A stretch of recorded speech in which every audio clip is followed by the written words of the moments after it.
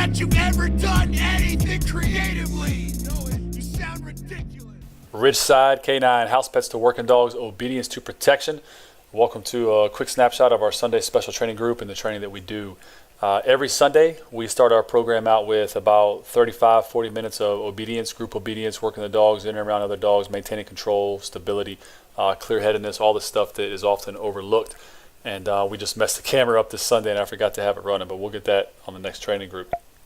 Here you see we also mix up obstacles every single Sunday. So we have access to a large amount of venues, a large amount of obstacles, different things that we can throw a dog to show the dog a new picture. I know this looks simple and elementary, and it absolutely is. It's a couple tires and then a little field jump. But it's very, very important. Here goes Tank and Warhammer. It's very important to show the dog different obstacles, keep them in drive, let them have fun, let them know there's no stress or anything associated with going over something new. It's just if you're telling them that's a task, then go and do it. So every Sunday we show them a new picture, we show them a new obstacle, and it's been working out pretty good. And I think that's something that a lot of people can work into their programs. Here goes little Vasco, very young Mally as well, working a jump right into a juke pillow, and he's crushing it. And here goes another pretty cool angle coming over. I caught that. I like it. So if you guys don't know, I like to do photography. I like to make videos. I'm not the best at it. Here goes Crash, guys. This is one of the Malinois that I sold. Came over from Holland. Young dog, and he still comes back to board and train quite often, and his owners are on vacation right now, so he's hanging out. He's actually a part of the group, and there he wins. Obviously he punches, Tank falls back. Here comes Crash again, and he comes right down the middle instead of off to the side, and just it's pretty funny. All right, guys, so this is a big part of our program. This is something that I really like to do. Here's some bull in the ring. Not everybody in our group can be on camera 24/7, but the dogs that can be, they are here.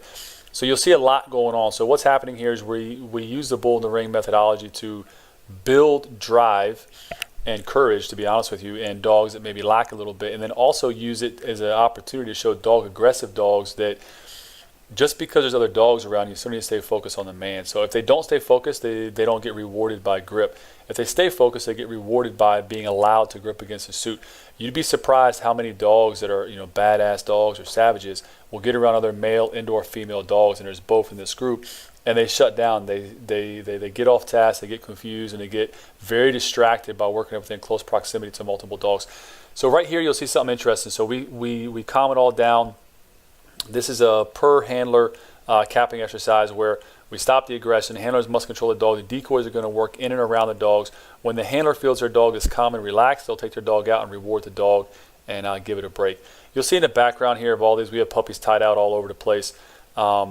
Each handler leaves on this when they feel their dog is ready to go. So when their dog is good, they'll reward their dog and take them out. But right here, we are trying to teach dogs that, listen, when we say it's go time, it's go. When we say it's over, it's over. And I think that's very applicable and often overlooked with a lot of personal protection and pet and police and military dogs. You got to put them on a switch. They got to understand when it's time to stop.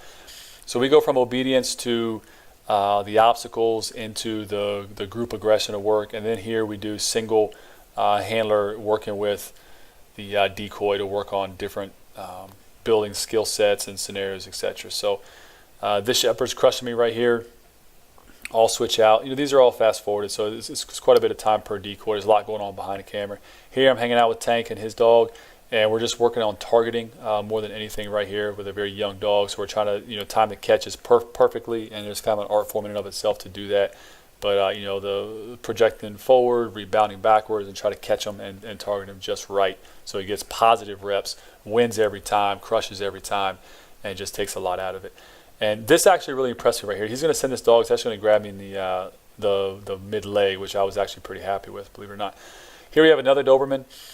This is a very, very young dog, not to be confused with the 7-year-old dog, the other Doberman you saw before. This dog is very, very, very young. And right here, we're just building. So this is one of those games where it's rep after rep after rep. He's got to be in prey. He's got to have a good time.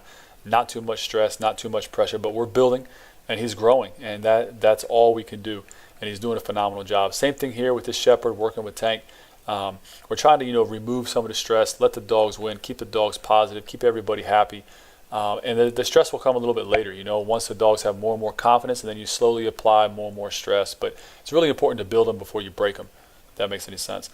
And here, We have a brand new, very green decoy in Christina. She's just kind of starting to feel dogs. She's not really giving a benefit to the dog there, but she is feeling it and taking a bite, and she's learning a tremendous amount. Here's Tank catching that same Doberman. It's a different Doberman than you saw before. And here's Crash.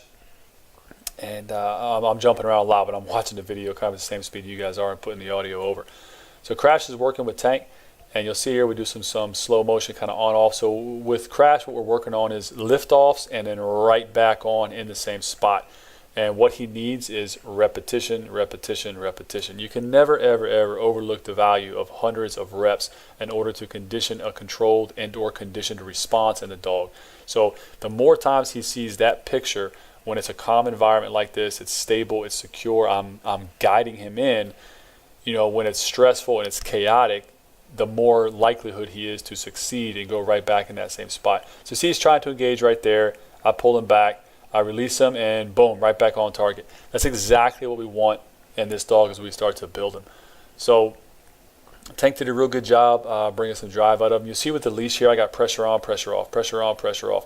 It's just a game. Again, we're trying to work on punches here, trying to make sure we stop any chewing before it happens. It's not an issue right now, but we want to avoid it before it happens. So quick lift off. I'm not worrying about saying out. I'm not worried about these things. I want to keep him and his little brain on target. Boom. Now right there he kind of targets incorrectly. He goes right down the middle, and he does that. So we quick take him back off and put him right back on the bicep where we want him. And reward him, keep him calm, reinforce. Right here we give him a little bit of a pursuit. I'm not too big on this with this dog. He doesn't need it. It just jacks him up beyond belief really, but it's still fun for him. But he comes in, and I'm really proud of him. Tank goes to slip him, and the dog actually gets a hold on the inside and then hangs on for the ride. So for a young dog, it's pretty cool. He beat the slip, got a grip, and stuck it in there. And you'll see him come back in view here. This is obviously in slow motion. It's pretty fast in real life. And you see on the reverse, he's in there gripping. I actually asked Tank here, like, hey, is he giving you good pressure? He said, yeah, he's crushing me, I believe is what he said.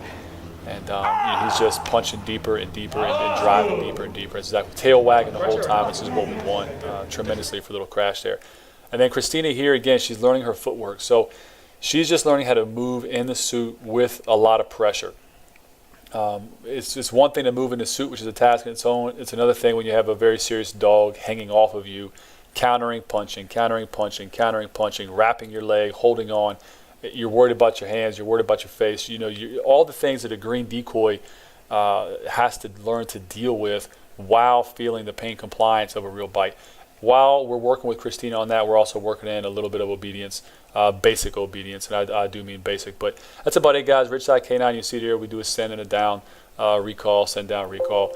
But that's it, guys. Ridgeside K9, let us know, how we can help you. Whatever you need, house pets to working dogs, obedience to protection.